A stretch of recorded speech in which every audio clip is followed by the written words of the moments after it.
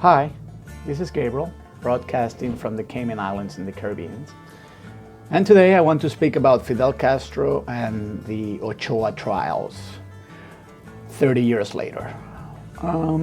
This year will mark the 30th anniversary of the opening of the Berlin Wall.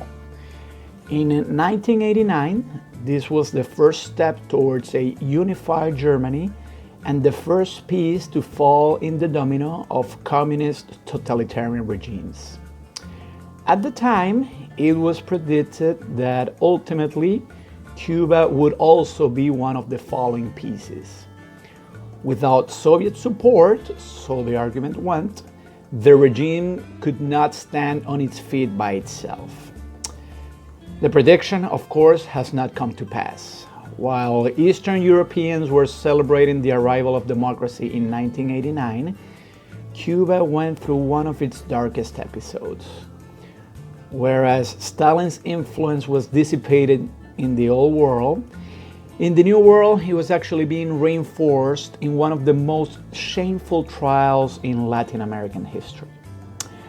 With all the hallmarks of the judicial proceedings straight out of the Soviet Union of the 1930s, Cuban General Arnaldo Ochoa was tried in a kangaroo court and shot by a firing squad on July 13, 1989. We would do well to revisit this story because it still has its implications today, and no one documented it better than Andrés Oppenheimer in his extended, objective, and well-informed account, Castro's Final Hour. That's the name of the book he wrote. Now, foreseeing that Gorbachev's perestroika would result in eroding Soviet support for Cuba, Fidel Castro began to seek alternative sources of revenue for his nation in the 1980s. He created the Department of Convertible Currency, which would encourage smuggling operations with access in Miami so that they would bring much needed equipment, and this was mostly electronics. They would bring that equipment to Cuba by boat, and in that fashion they would bypass the long-standing trade embargo imposed by the United States. The head of that department, Tony de la Guardia, he eventually realized that it would be more profitable to use Cuba as a transport base for drugs coming north from Colombia and Panama. And then Cuban exiles in Miami would smuggle drug cargo into Florida with their private boats.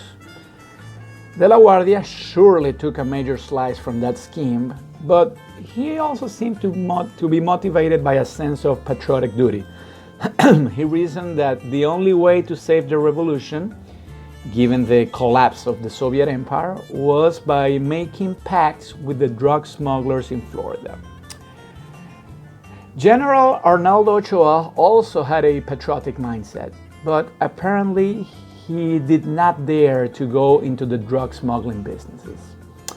Nevertheless, he engaged in the illegal trade of diamond and ivory in Africa because he was the head of the Cuban forces in the wars in Angola.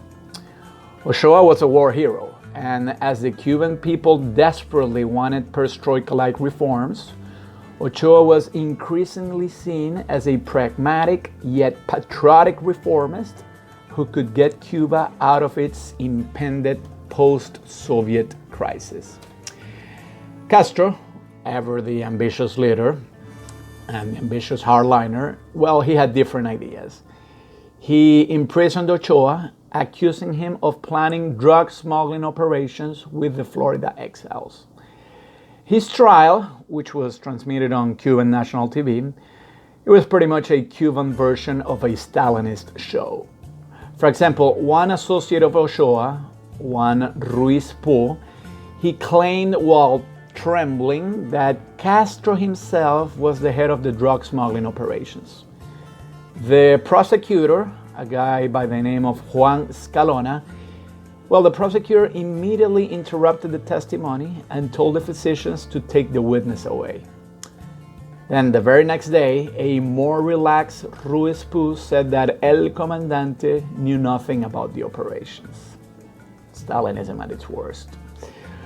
Ochoa ultimately confessed to all the charges. In a Stalinist trial, and presumably with all sorts of torture behind the scenes, both physical and psychological, in a Stalinist trial, of course, this proves nothing. I mean, Oppenheimer, the journalist, he's skeptical that Ochoa was really deeply involved in the drug smuggling operations.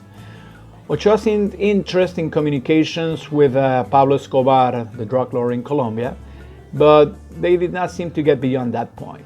Yeah, in any case, Ochoa felt entitled to contact Pablo Escobar because drug smuggling activities permeated throughout the Cuban administration, so he believed that it was the natural thing to do to save the revolution. A big question is, did Castro play a role in all this? Well, in the show trials, Castro's image was thoroughly cleansed. Ochoa seemed to be a mere scapegoat. Oppenheimer does not venture to decisively claim that Castro was indeed involved in the drug trade. But in a country with a totalitarian regime where the head of state controls every minute detail of the administration, it is hard to believe that Castro was not complicit, or at least aware, of these schemes. We now know that Castro's personal and fiercely loyal bodyguard, a guy by the name of Juan Reinaldo Sanchez, well, he claims that he was shocked when he overheard El Comandante discuss the details of a drug smuggling operation with some cronies. Ochoa's trial sent shockwaves throughout the Cuban population in 1989. Now, ever since, there have been many changes, and the new generation of Cubans knows little about that case.